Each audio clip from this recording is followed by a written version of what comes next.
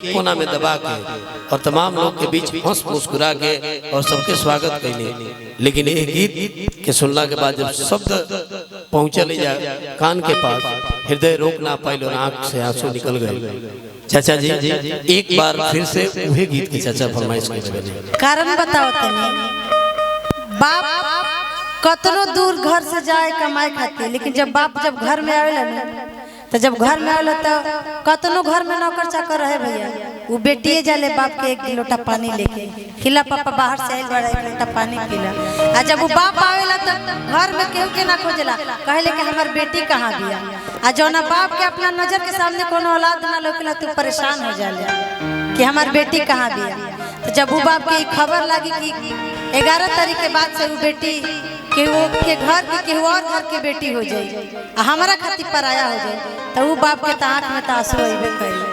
आ जौन बेटी कहतिया किया है पापा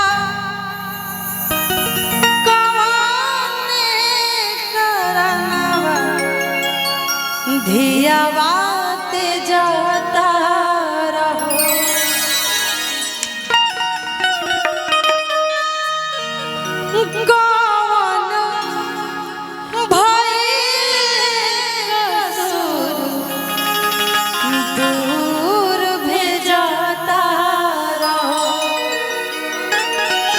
कैसे किया है पापा कवाने करनवा धियावा ते जाता रहो।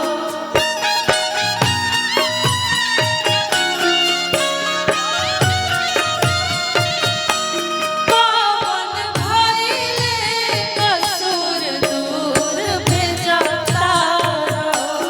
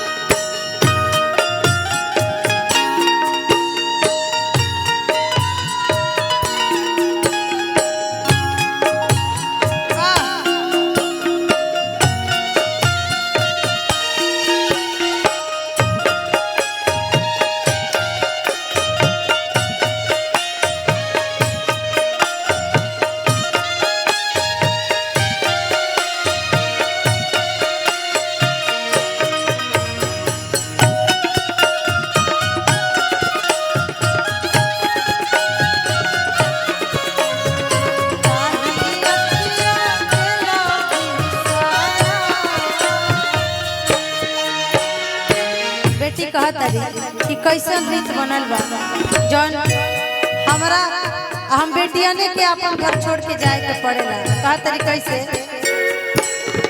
कैसन बनल रीत बा सबका से प्रीत बा, तब काहे अपने पराया होत मीत बा।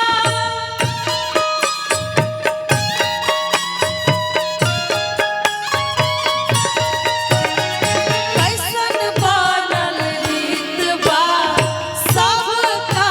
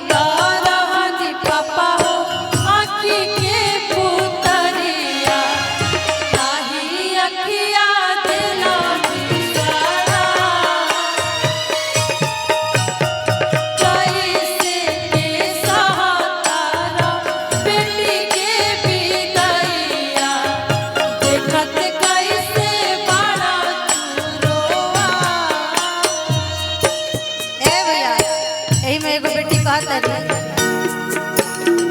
नैहर नगरिया छोड़वाले सवरिया मंगिया में सिंदूरा लगाई नैहर नगरिया छोड़वाले सवरिया मंगिया में सिंदूरा सजाई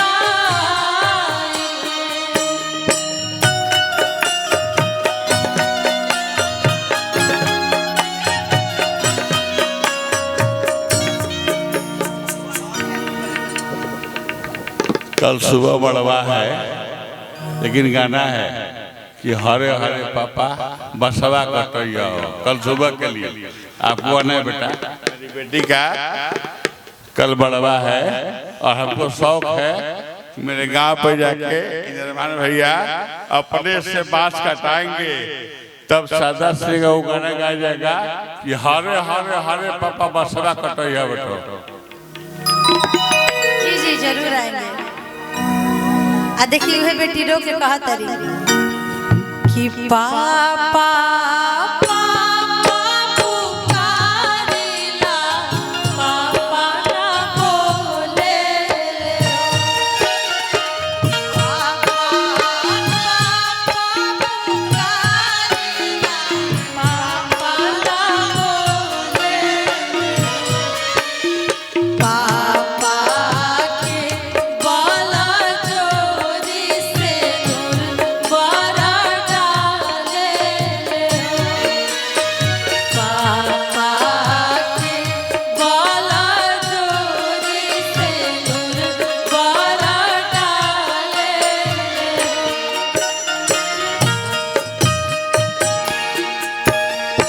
पुकारिला पापा ना बोले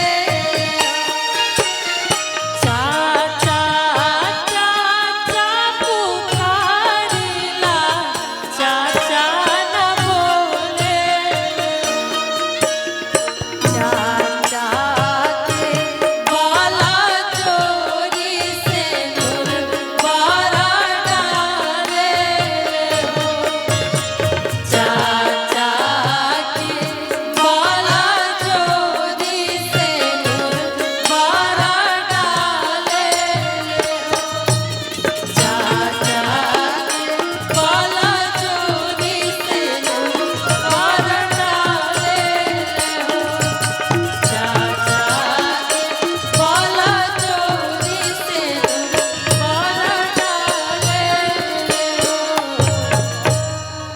बहुत बहुत धन्यवाद भैया।